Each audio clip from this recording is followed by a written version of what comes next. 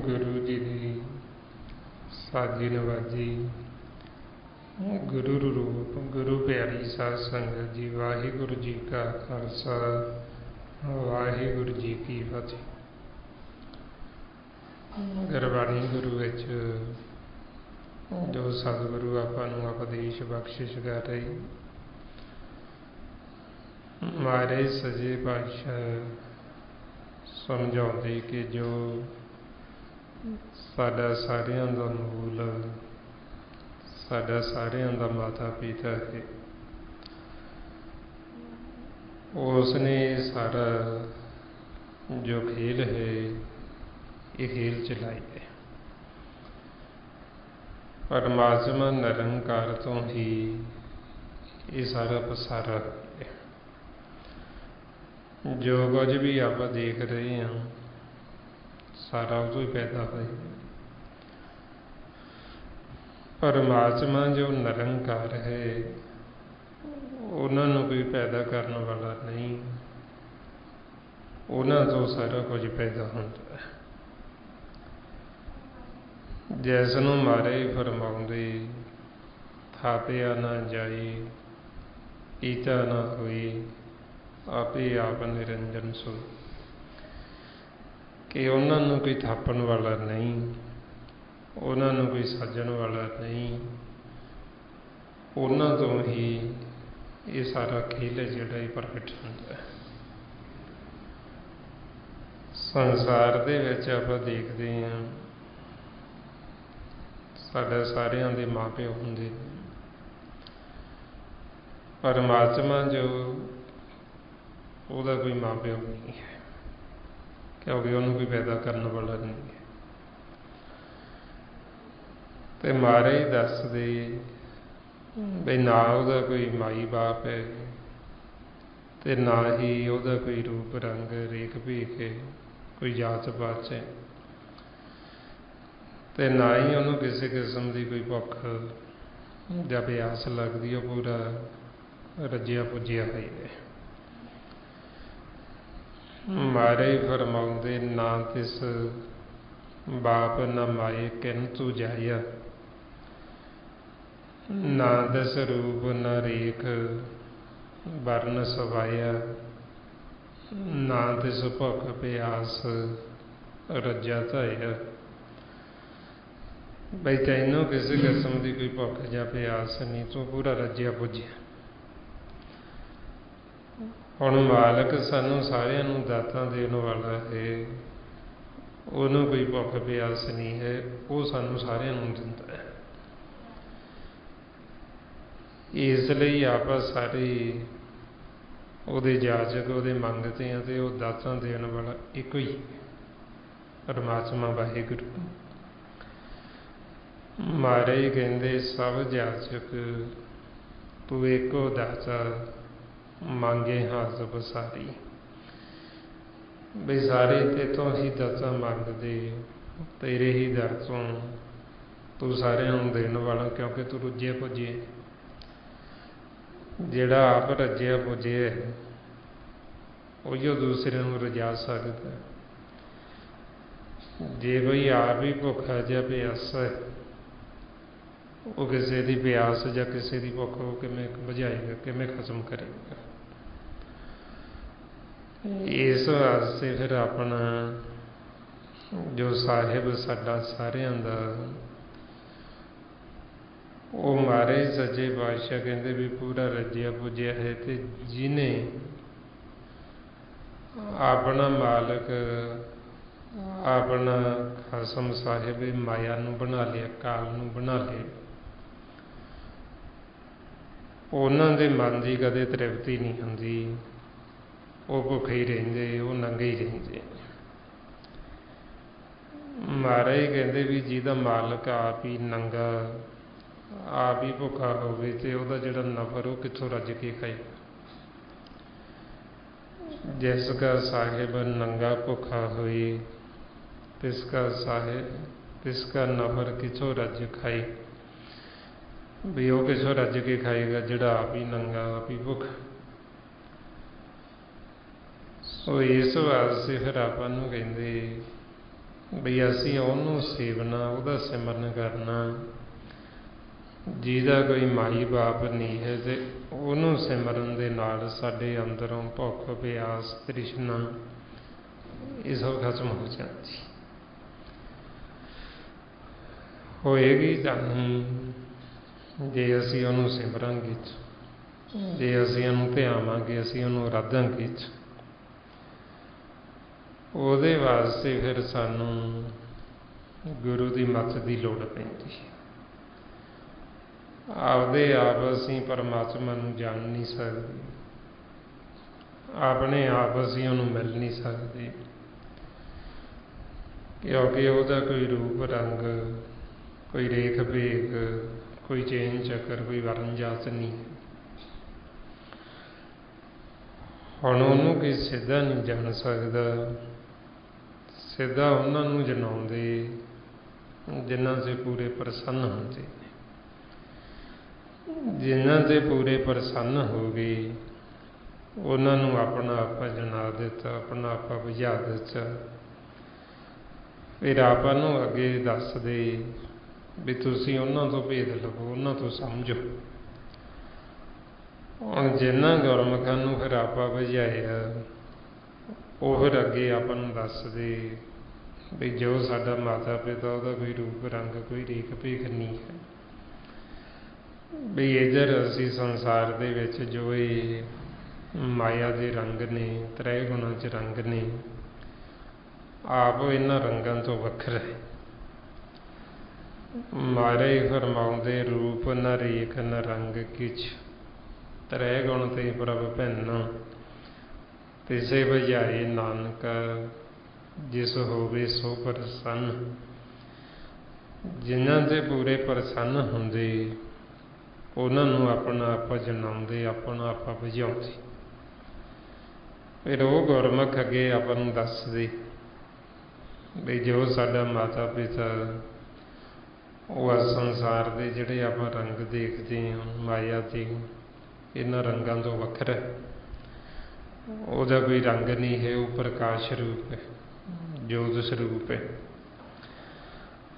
ਇਸ ਲਈ ਫਿਰ ਸਾਨੂੰ ਸਮਝਾਉਂਦੇ ਵੀ ਜੋ ਮਾਲਕ ਹੈ ਉਹ ਵੀ ਜੋਤ ਸਰੂਪ ਪ੍ਰਕਾਸ਼ ਰੂਪ ਹੈ, ਜੋ ਆਪਣਾ ਮਨ ਹੈ ਉਹ ਵੀ ਜੋਤ ਸਰੂਪ ਪ੍ਰਕਾਸ਼ ਰੂਪ ਹੈ, ਜੋ ਸਾਡੇ ਅੰਦਰ ਆਤਮਾ ਹੈ ਆਤਮਾ ਵੀ ਜੋਤ ਸਰੂਪ ਪ੍ਰਕਾਸ਼ ਰੂਪ ਹੈ। ਹੁਣ ਮਨ ਨੂੰ ਫਿਰ ਸਮਝਾਉਂਦੇ ਕਿ ਤੂੰ ਜੋਤ ਸਰੂਪ ਪ੍ਰਕਾਸ਼ ਰੂਪ ਹੈ, ਤੂੰ ਆਪਣੇ ਆਪੇ ਦੀ ਪਹਿਚਾਣ ਕਰ ਅਤੇ ਆਪਣੇ ਮਾਤਾ ਪਿਤਾ ਦੀ, ਆਪਣੇ ਮੂਲ ਦੀ ਪਹਿਚਾਣ ਕਰ। ਮਹਾਰਾਜ ਫਰਮਾਉਂਦੇ ਮਨ ਤੂੰ ਜੋਤ ਸਰੂਪ ਹੈ, ਆਪਣਾ ਮੂਲ ਪਛਾਣ मन हर जी तेरे नाल है गुरमती रंग मान। बई तू जोत स्वरूप प्रकाश रूप है, तू पहचान कर अपने आपे दी भी यह मन हरि परमात्मा हर समय तेरे नाल है, तेरे अंग संग है। तो गुरु की मत लैके वो मालिक का रंग मान, उसका सुख मान, उसका आनंद ले। हुण ज्यादा कि असीं गुरु की मत नहीं लेंदे, सानू ये भेत नहीं आउंदा कि मालिक साडे अंग संग है। वो तो सानू सारिਆਂ ਨੂੰ देख रहे है, पर असीं नहीं उहनूं देखदे। महाराज कहंदे वो वेखे उन्हां नज़र ना आवे बहुता इहो विधान कि वो तो सानू सारिਆਂ ਨੂੰ देख रहे है, पर असीं नहीं उहनूं देखदे, असीं ਉਹ ਤੋਂ बेमुख हो गए। जिन्नी भी मालिक ने सृष्टि पैदा की थी 83 ਲੱਖ जून, सारिਆਂ ਨੂੰ मालिक देखदा, सारे ਉਹਦੀ नज़र हेठ ने, कोई भी ਉਹਦੀ नज़र तो बाहर नहीं है। मारे फरमाउंदे सब नदरी अंदर रखदा, जे जी सृष्ट सब की थी। जिन्नी भी मालिक ने सृष्टि पैदा की थी, सारे ਉਹਦੀ नज़र हेठ ते सब नूं देख रही है। अंदरों भी देखदा है ते बाहरों भी देखदा है। हुण वो तो असीं कुछ भी छुपा नहीं सकते मालिक तो, वो सानू अगों पिछों चारों दिशावां वल्लों हर पासों देखदा। महाराज कहंदे अगों देखे पिछों देखे तिस ते कहाँ छुपावे। असीं वो तो कोई भी गल कोई भी कर्म असीं वो तो छुपा नहीं सकते, क्योंकि हर समय सानू देखदा। इसलिए उसनूं अंतरजामी आखी। जो असी सोचते हैं वो साडी सोच तो भी जाणू है, जो असी विचार लेने फुरने लेने उन्होंने पता है भी ये की सोचते हैं, की ये विचार लेंदे ने, की इन्हां दे अंदर चलदा। इसलिए महाराज कहंदे घट घट के अंतर की जानत, भले बुरे की पीर पछाणत। सानू उन्होंने बोल के भी दसन की लोड़ नहीं, बिना बोलिया तो जान लेता। जिवें बच्चा छोटा हुंदा है,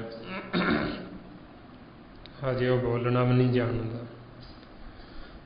पर माता पिता उहदे बिना बोले तो ही उहदी गल जान लैंदी है।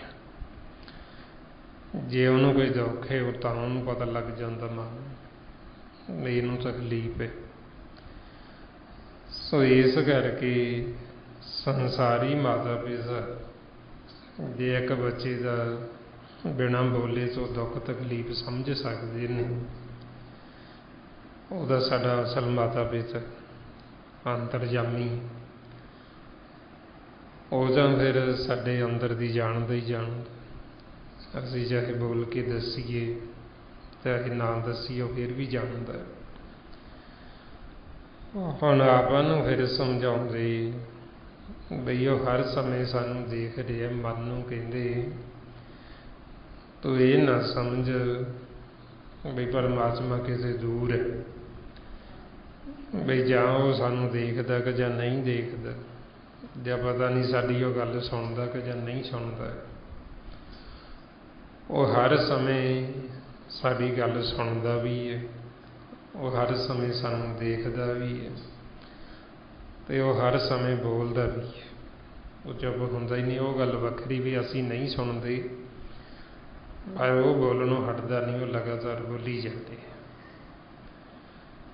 महाराज फरमाउंदे ऐ मन मत जान हर दूर है, सदा वेख हजूर सद सुणदा सद वेखदा शब्द रिहा भरपूर। सानू ना ज्ञान ना सोझी होण करके जदों दा साडे ते कोई मुसीबत पैंदी है, औखी घड़ी आउंदी है, उदों असीं बेनतियां अरदासां करदे हैं ਉਦੋਂ ਸਮਝਦੇ ਹਾਂ ਵੀ ਮਾਲਕ ਸਾਡੀ ਸੁਣੇ, ਉਹ ਸਾਡੀ ਸੁਣਦਾ ਕਿਉਂ ਨਹੀਂ। ਅਤੇ ਜਦੋਂ ਅਸੀਂ ਕਿਸੇ ਨਾਲ ਵੈਰ ਵਿਰੋਧ ਕਰਦੇ, ਕਿਸੇ ਦੀ ਨਿੰਦਿਆ ਕਰਦੇ, ਕਿਸੇ ਨੂੰ ਫਿੱਕਾ ਮਾੜੇ ਵਚਨ ਬੋਲਦੇ, ਉਦੋਂ ਅਸੀਂ ਇਹ ਭੁੱਲ ਜਾਂਦੇ ਹਾਂ ਵੀ ਜੇ ਉਹ ਸਾਡੀ ਅਰਦਾਸ ਸੁਣਦਾ ਹੈ ਅਤੇ ਉਹ ਸਾਡੀ ਨਿੰਦਿਆ ਚੁਗਲੀ ਵੀ ਸੁਣ ਰਹੀ। ਇਹਦਾ ਹੈ ਨਹੀਂ ਬਈ ਉਹ ਸਾਡੀ ਸਿਰਫ ਜਿਹੜੀ ਕੀਤੀ ਸੀ ਅਰਦਾਸ ਹੀ ਸੁਣਦਾ, ਬਾਕੀ ਹੋਰ ਸੁਣਦਾ ਨਹੀਂ, ਉਹ ਤਾਂ ਸਦਾ ਹੀ ਸੁਣਦਾ।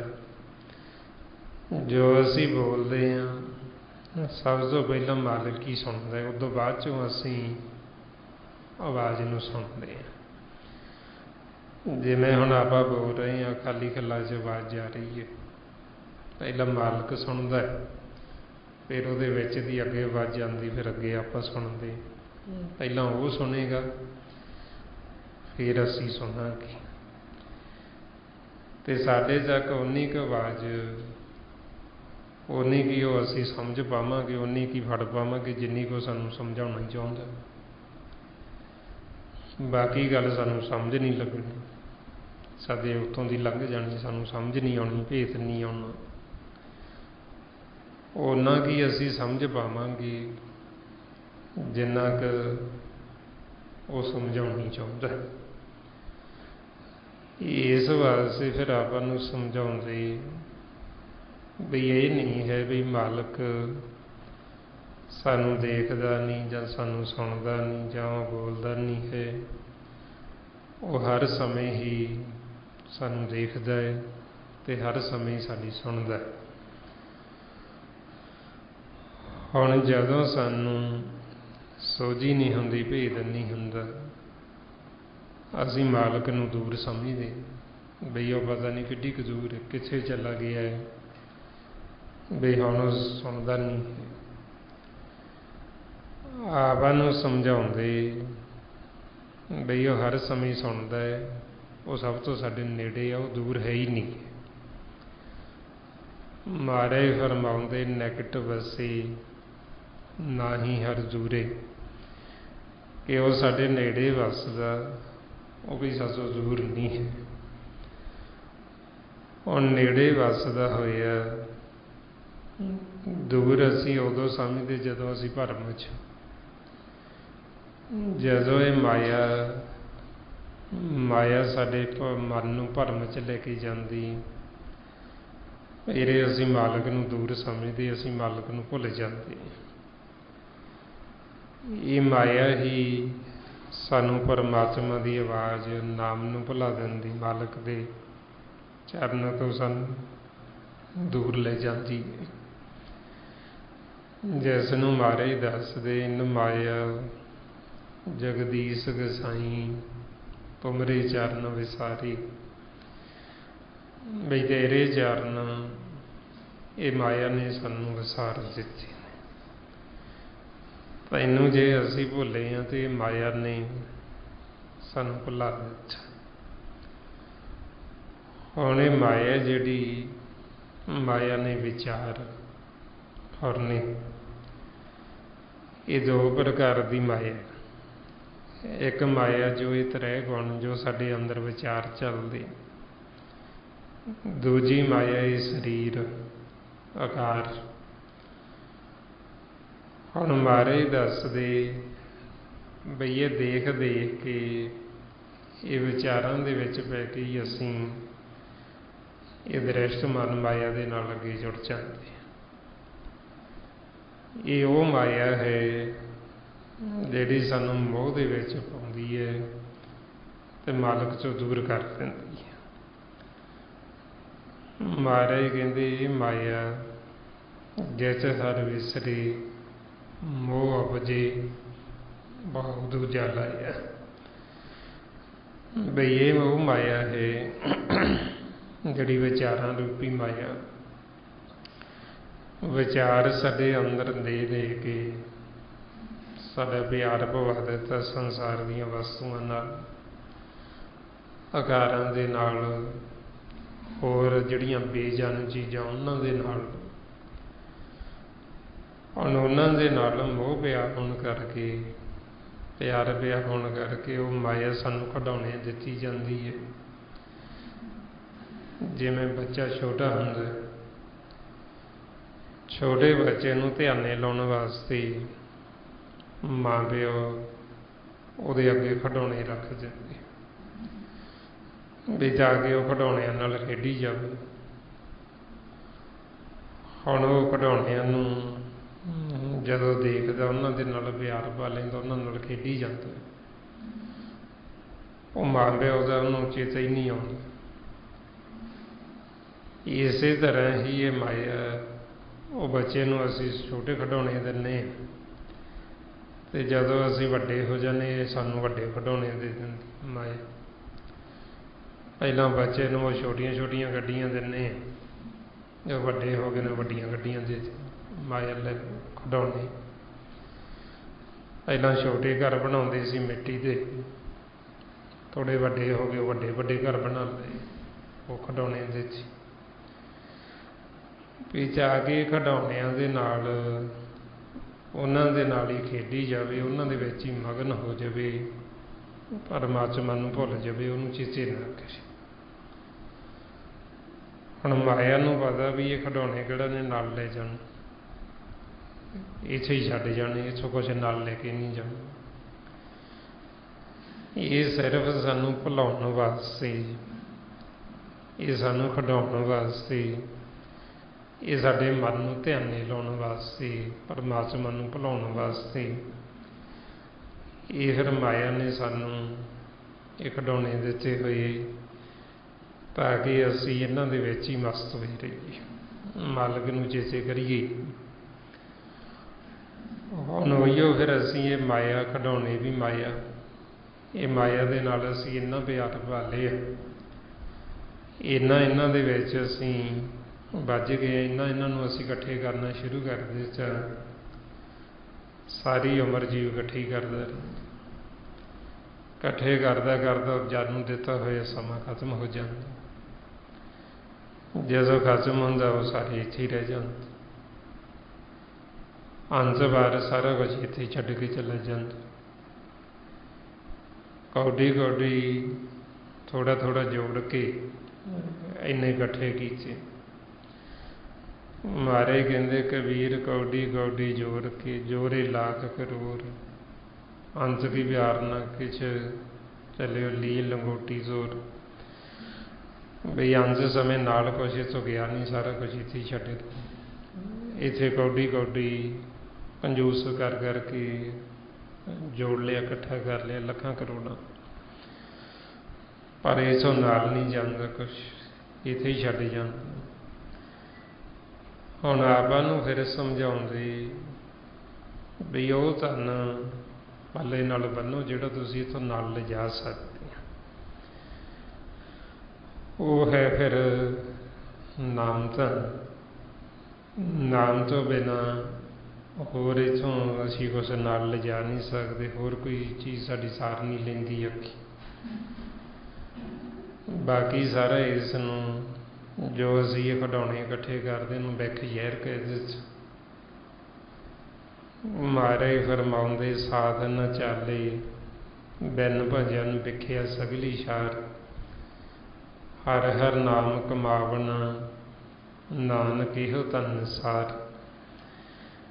कि जिन्हें साडी सार लैनी सी, जिन्हें साडा अगे संगी साथी बनना सी, वो नाम सी ते वो नाम दा भेद नहीं लिया, उन्होंने पल्ले नाल बन्ने। फिर बाकी जिन्हों असीं इधर आपदे आसरे समझदे हैं, माया नूं होर संसार दे संगियां साथियां नूं,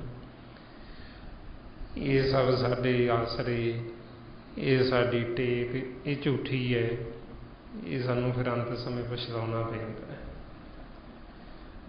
इसलिए महाराज कहते मानक की टेक बिरथी सब जान, देवन को एके भगवान। हुण जे असीं टेक लाइए इधर संसार च किसी माता पिता भैन भरा धियां पुत्तर, असीं इन्हां नूं आपदी टेक समझदे भी साडे आसरा नहीं। संसार च जीव कह दिंदा ਵੀ ਸੰਸਾਰ ਤਾਂ ਹੀ ਹੈ ਜੀ ਧੀਆਂ ਪੁੱਤਰਾਂ ਦੇ ਨਾਲ, ਇਹਨਾਂ ਕਰਕੇ ਤਾਂ ਜਗਤ ਜੇ ਨਹੀਂ ਤੇ ਫਿਰ ਕਾਹਦਾ ਜਿਉਣਾ ਹੋਇਆ। ਮਤਲਬ ਅਸੀਂ ਇਹਨਾਂ ਤੇ ਟੇਕ ਲਾਈ, ਅਸੀਂ ਇਹਨਾਂ ਨੂੰ ਆਪਦਾ ਆਸਰਾ ਸਮਝਿਆ, ਇਹ ਸਾਡੇ ਆਸਰੇ ਝੂਠੇ ਨੇ। ਇਹ ਤਾਂ ਸਿਰਫ ਉਹਨਾਂ ਸਮਾਂ ਹੀ ਹੈ ਜਿੰਨਾ ਸਮਾਂ ਸਾਡੇ ਸਵਾਸ ਚੱਲ ਰਹੇ। ਜਦੋਂ ਸਵਾਸ ਖਤਮ ਹੋ ਗਏ ਅੱਗੇ ਕਿਸੇ ਨੇ ਸਾਥ ਨਹੀਂ ਦੇਣਾ, ਅੱਗੇ ਕਿਸੇ ਨੇ ਨਾਲ ਜਾਣਾ ਨਹੀਂ। ਇਹ ਸਿਰਫ ਪਿਛਲੇ ਜਨਮਾਂ ਦੇ ਅਸੀਂ ਸੰਜੋਗੀ ਇਕੱਠੇ ਹਾਂ, ਚਾਹੇ ਉਹ ਸਾਡੀ ਮਾਂ ਹੈ, ਪਿਓ ਹੈ, ਪੁੱਤਰ ਹੈ, ਧੀ ਹੈ, ਔਰ ਸਾਡੇ ਦੋਸਤ ਮਿੱਤਰ ਸੰਗੀ ਸਾਥੀ ਨੇ। ਇਹ ਸਭ ਅਸੀਂ ਪਿਛਲੇ ਜਨਮਾਂ ਦੇ ਸੰਜੋਗੀ ਇਕੱਠੇ ਹੋਏ।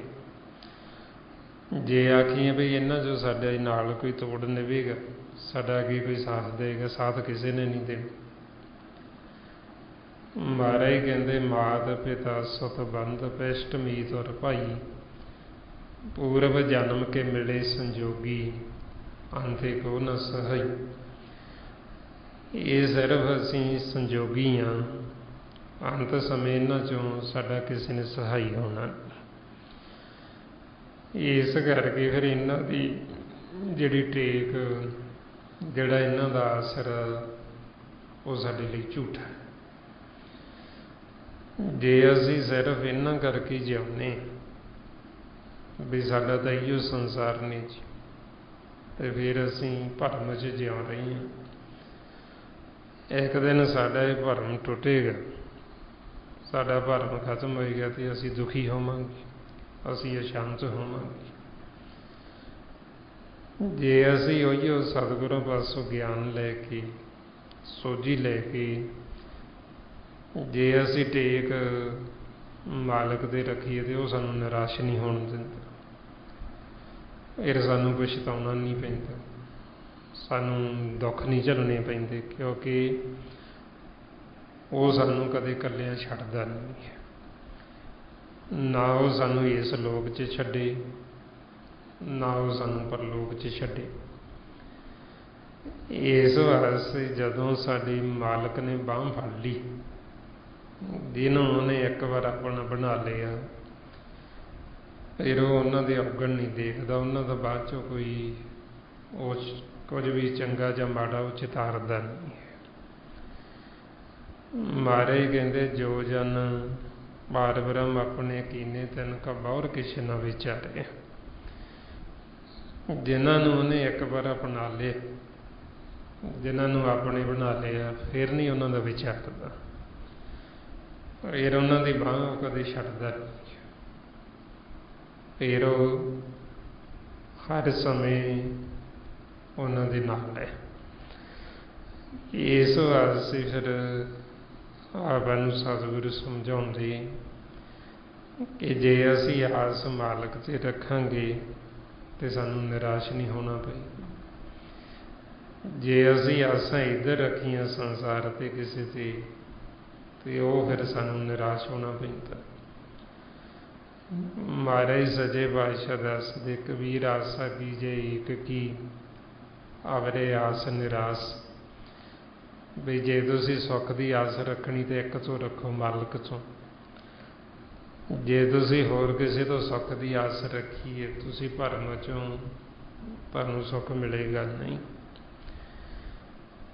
ਇਸ ਵਾਸਤੇ ਫਿਰ ਆਪਾਂ ਨੂੰ ਦੱਸਦੇ ਬਈ ਜੇ ਅਸੀਂ ਟੇਕ ਇੱਕ 'ਤੇ ਰੱਖਾਂਗੇ, ਮਾਲਕ 'ਤੇ ਰੱਖਾਂਗੇ, ਉਹ ਫਿਰ ਸਾਨੂੰ ਇਹ ਜਮਾਂ ਦੇ ਮਾਰਗ 'ਤੇ ਜਾਣ ਨਹੀਂ ਦਿੰਦਾ।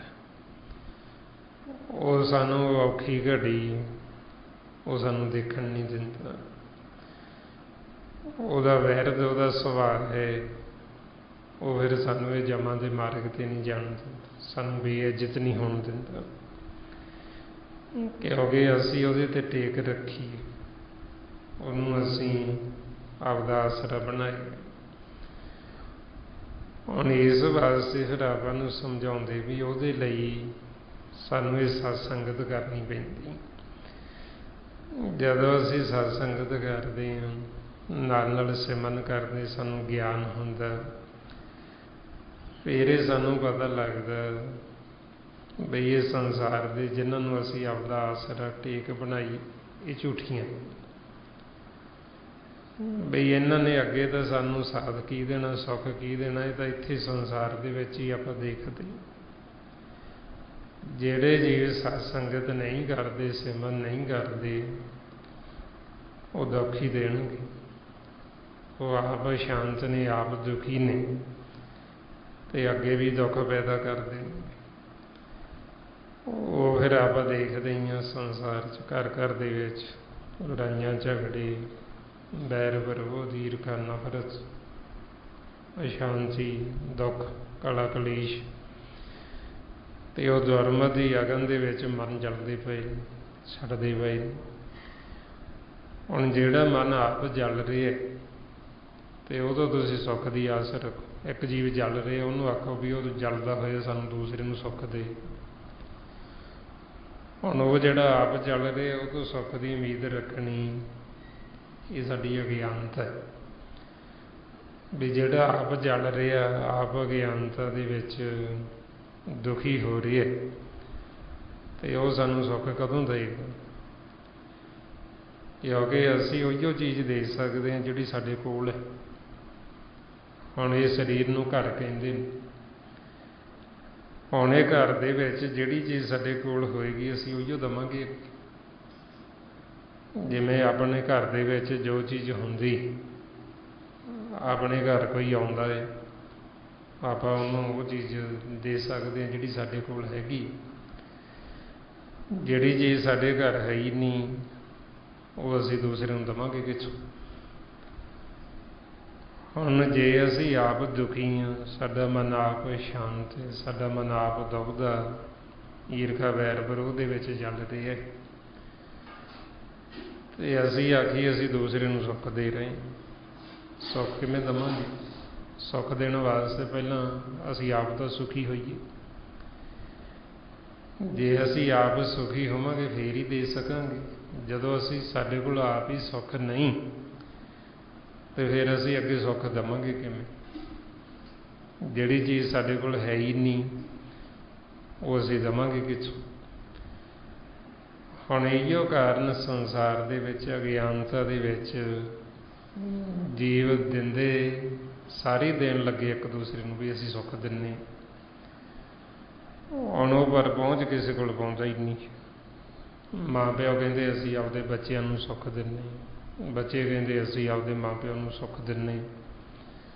ਹੈ ਸਾਰੇ ਦੁਖੀ ਨੇ, ਨਾ ਮਾਂ ਪਿਓ ਸੁਖੀ, ਨਾ ਗਾ ਬੱਚੇ ਸੁਖੀ। ਹੈ ਸਾਰੇ ਦੁਖੀ ਨੇ, ਹੈ ਸਾਰੇ ਅਸ਼ਾਂਤ ਨੇ, ਸਾਰਿਆਂ ਦੇ ਮਨ ਹੀ ਦੁਰਮਤ ਦੀ ਅਗਨ 'ਚ ਜਲਦੇ ਪਏ ਨੇ। ਜੇ ਅਸੀਂ ਆਖੀਏ ਸੁਖੀ ਨੇ, ਤੇ ਫਿਰ ਉਹ ਗੁੱਸੇ ਕਿਉਂ ਹੋਣ? ਫਿਰ ਉਹ ਮੁੱਖ ਦੇ ਵਿੱਚੋਂ ਫਿੱਕਾ ਕਿਉਂ ਬੋਲਣ, ਮਾੜਾ ਕਿਉਂ ਬੋਲਣ? ਜੇ ਅਸੀਂ ਆਖੀਏ ਨਾ ਵੀ ਸਾਨੂੰ ਲੱਗਦਾ ਨਹੀਂ ਜੀ ਵੀ ਇਹ ਤਾਂ ਸੁਖੀ ਨੇ, ਇਹ ਤਾਂ ਸ਼ਾਇਦ ਐਵੇਂ ਕਹੀ ਜਾਂਦੇ ਦੁੱਖ ਦੁੱਖ, ਦੁੱਖ ਕਿੱਥੋਂ? ਦੁੱਖ ਸਾਡੇ ਮੁੱਖ ਰਾਹੀਂ ਬਾਹਰ ਨਿਕਲਦਾ।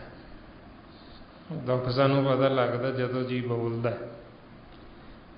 ਜੇ ਹੁਣ ਮੁੱਖ ਦੇ ਵਿੱਚੋਂ ਫਿੱਕਾ ਬੋਲ ਰਿਹਾ, ਮਾੜਾ ਬੋਲ ਰਿਹਾ, ਤੇ ਆਪਾਂ ਆਖੀਏ ਸੁਖੀ ਹੈ। ਸੁਖੀ ਕਿੱਥੋਂ? ਦੁੱਖ ਤਾਂ ਅੰਦਰੋਂ ਬਾਹਰ ਕੱਢ ਕੇ ਸੁੱਟ ਰਿਹਾ ਮੁੱਖ ਰਾਹੀਂ।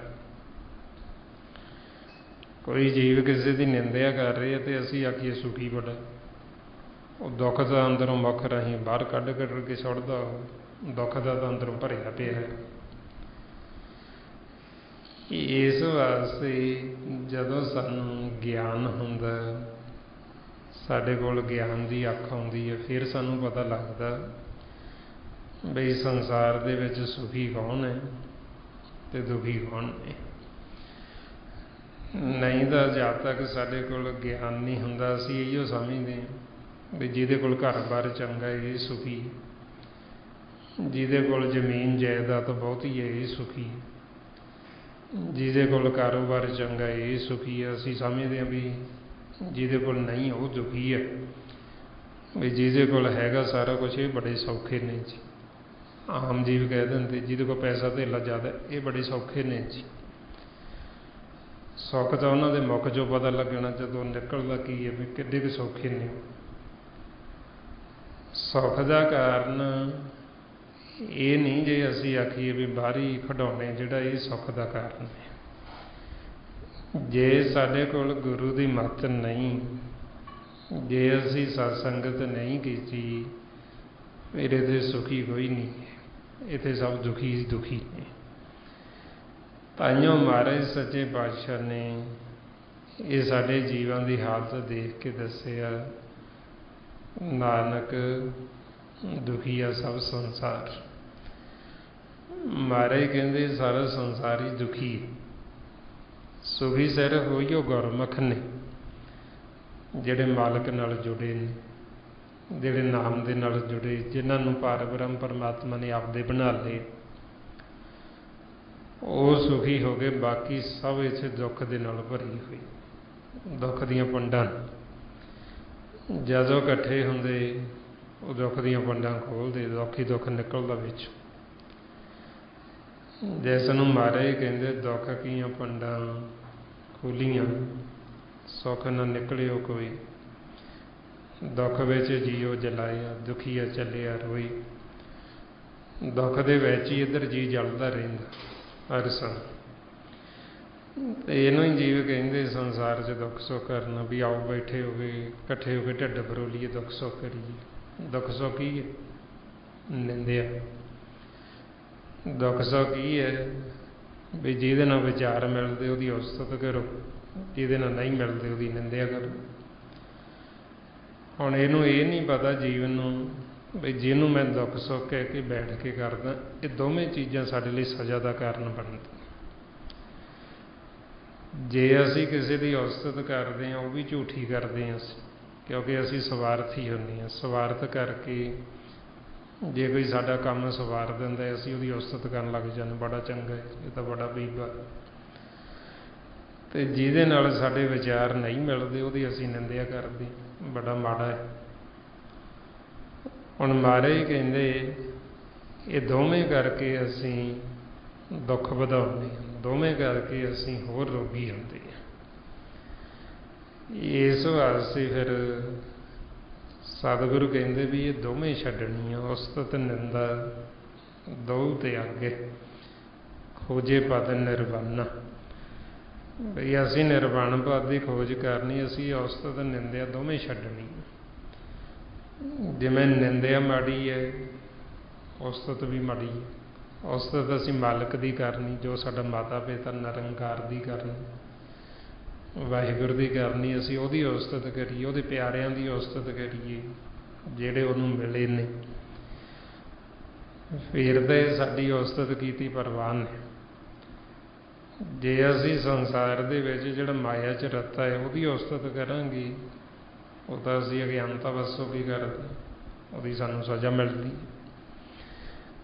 ਇਸ ਵਾਸਤੇ ਫਿਰ ਆਪਾਂ ਨੂੰ ਸਮਝਾਉਂਦੇ ਬਈ ਸੰਸਾਰ ਦੇ ਵਿੱਚ ਨਾ ਗਿਆਨ ਨਾ ਸੋਝੀ ਹੋਣ ਕਰਕੇ ਜੀਵ ਹੋਰ ਨਿੰਦਿਆ ਕਰ ਕਰਕੇ, ਹੋਰ ਉਸਤਤ ਕਰ ਕਰਕੇ ਆਪਦੇ ਜਿਹੜੇ ਰੋਗ ਹੈ ਉਹ ਰੋਗ ਹੋਰ ਵਧਾਈ ਜਾਂਦਾ।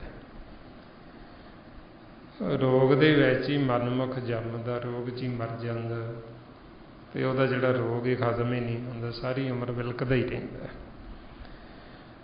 ਇਸ ਵਾਸਤੇ ਫਿਰ ਸਤਿਗੁਰੂ ਦੱਸਦੇ ਵੀ ਇਹ ਸਾਡੇ ਰੋਗ ਕਿਵੇਂ ਖਤਮ ਹੋਣ, ਕਿਵੇਂ ਕੱਟੇ ਜਾਣ। ਉਹਦੇ ਵਾਸਤੇ ਫਿਰ ਇਹ ਸਤਸੰਗਤ ਹੈ, ਗੁਰੂ ਦੀ ਮੱਤ ਹੈ। ਜਦ ਤੱਕ ਜੇ ਸਤਸੰਗਤ ਨਹੀਂ ਕਰਦਾ, ਪਹਿਲਾਂ ਤੁਹਾਨੂੰ ਇਹ ਪਤਾ ਹੀ ਨਹੀਂ ਵੀ ਮੈਨੂੰ ਰੋਗ ਕਿਹੜੇ ਲੱਗੇ ਨੇ, ਜੇ ਮੈਂ ਰੋਗੀ। ਸਰੀਰ ਦੇ ਰੋਗ ਤਾਂ ਸਾਨੂੰ ਨਜ਼ਰ ਆਉਂਦੇ, ਇਹਦਾ ਤਾਂ ਦੁੱਖ ਤਕਲੀਫ ਜੇ ਸਾਨੂੰ ਹੁੰਦਾ ਹੈ, ਅਸੀਂ ਹੋਰਾਂ ਨੂੰ ਵੀ ਦੱਸਦੇ ਹਾਂ ਮੈਨੂੰ ਆਹ ਦੁੱਖਦਾ, ਮੈਨੂੰ ਆਹ ਤਕਲੀਫ ਆ।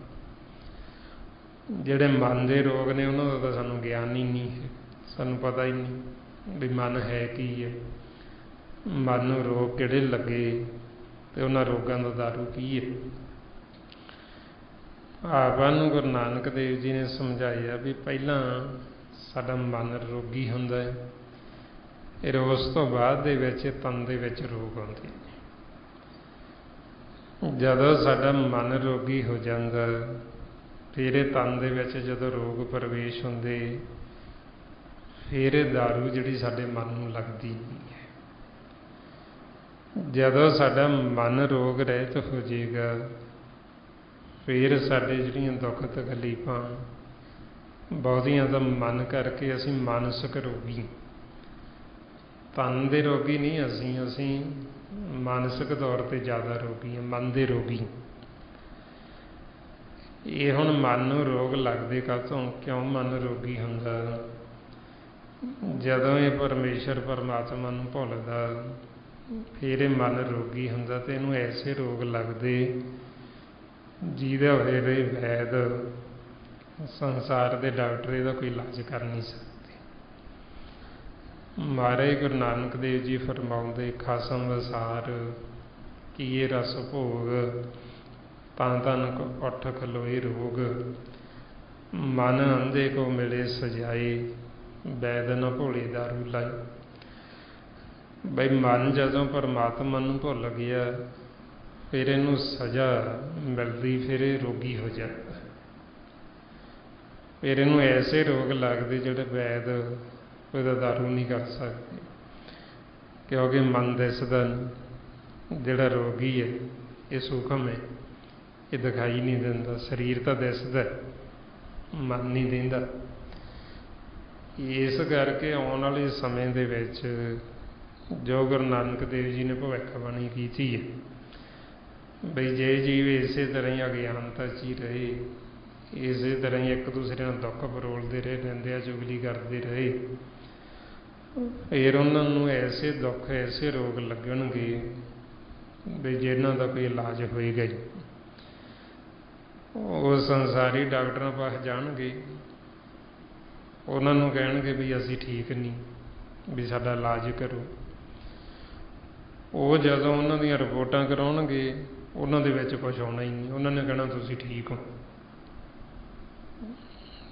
ते आपां नूं लगना भी असीं ठीक नहीं है। वो की होएगा भी वो साडे मन रोगी जदों ऐसे हो जाणगे, ऐसे मानसिक तौर पर सानूं रोग लग जाणगे बई शरीर ठीक रहेगा पर मन है जिहड़ा मन होर अशांत, मन होर दुखी हो जाणगे। वो हुण किते किते देखण नूं मिलदा भी ये जीव उहदा वो कहंदा भी मेरे रिपोर्टां 'च कुछ आउंदा नहीं, पर उहदा मैं ठीक नहीं रहिंदा। उहदा मन है जिहड़ा मन वो रोगी है, इस करके मन दे रोग रिपोर्टां 'च आउंदे ही नहीं है।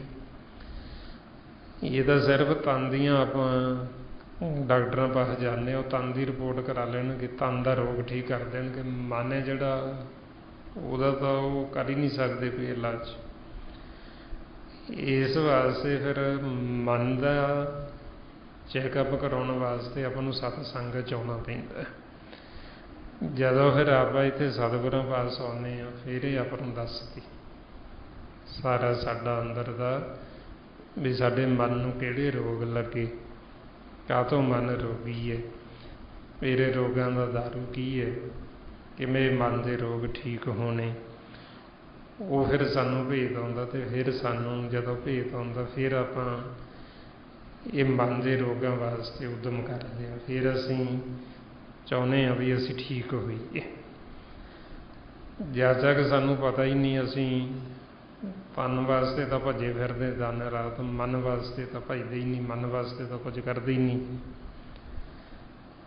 ताइयों फिर सानूं सतगुरु समझाउंदे बई असल जिहड़ी कहानी वो साडे मन दी है, ते साडे मन ने जिहड़े वो रोगी ने, ते ये मन दे रोग ठीक करने वास्ते फिर सिमरन जिहो हुण आपां ये अभ्यास करांगे, सिमरन करांगे, साडा मन है जिहड़ा ये मन धोता जाएगा, ते साडा मन ते मन दा तन दोवें रोग रहित हो जाणगे। महाराज फरमाउंदे कर इशनान सिमर प्रभ अपना, मन तन भई रोगा। कि सिमरन करो, मन ते तन दोवें रोग रहित कर लो। आओ हुण किवें साडे मन दे रोग ठीक होने, ਉਹਦੇ वास्ते जो महाराज आपां नूं इस सिमरन अभ्यास दसदे। आओ सारे गुरमुख प्यारे करो जी शुरू। वाहिगुरू वाहिगुरू वाहिगुरू वाहिगुरू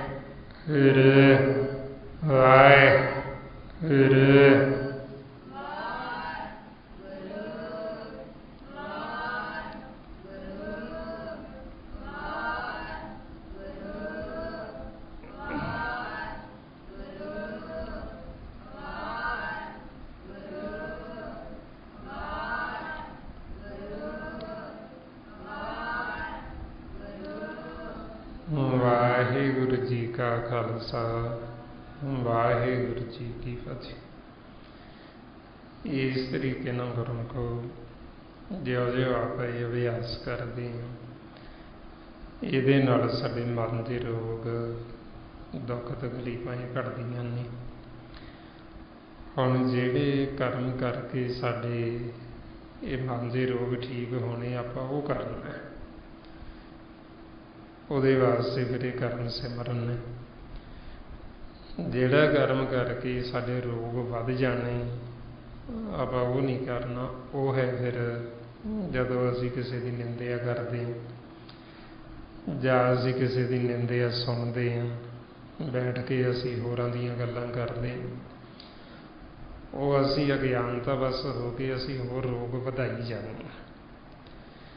ਕਿਸੇ ਦੀ ਨਿੰਦਿਆ ਕਰ ਕਰਕੇ, ਕਿਸੇ ਦੇ ਔਗਣ ਫਰੋਲ ਕੇ ਅਸੀਂ ਉਹਦੀ ਜਿਹਦੀ ਨਿੰਦਿਆ ਕਰਦੇ ਉਹਦਾ ਤਾਂ ਸਵਾਰੀ ਜਾਂਦੇ, ਆਪਦਾ ਅਸੀਂ ਵਿਗਾੜੀ ਜਾਂਦੇ ਹਾਂ। ਜਿਹਦੀ ਅਸੀਂ ਨਿੰਦਿਆ ਕਰਦੇ ਉਹਦੀ ਅਸੀਂ ਮੈਲ ਲਾਈ ਜਾਂਦੇ, ਆਪਦੇ ਉੱਤੇ ਚੜਾਈ ਜਾਂਦੇ ਹਾਂ। ਇਸ ਕਰਕੇ ਆਪਾਂ ਨੂੰ ਕਹਿੰਦੇ ਵੀ ਉਹ ਕੰਮ ਕਰੋ ਵੀ ਆਪਦਾ ਆਪਣਾ ਆਪਾ ਸਵਾਰੋ, ਦੂਸਰਿਆਂ ਨੂੰ ਨਾ ਸਵਾਰੋ।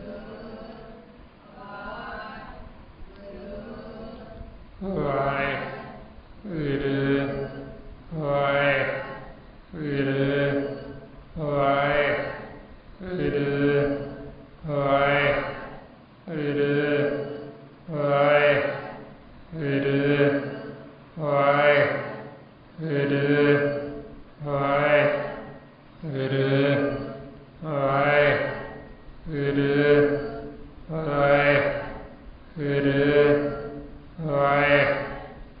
ਵਾਹਿਗੁਰੂ ਵਾਹਿਗੁਰੂ ਵਾਹਿਗੁਰੂ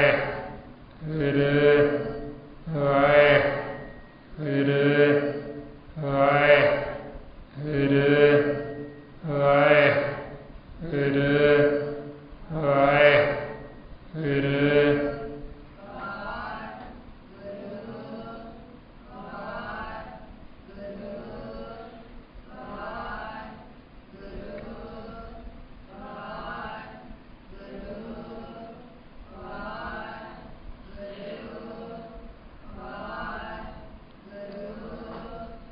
ਵਾਹਿਗੁਰੂ ਜੀ ਕਾ ਖਾਲਸਾ ਵਾਹਿਗੁਰੂ ਜੀ ਕੀ ਫਤਿਹ।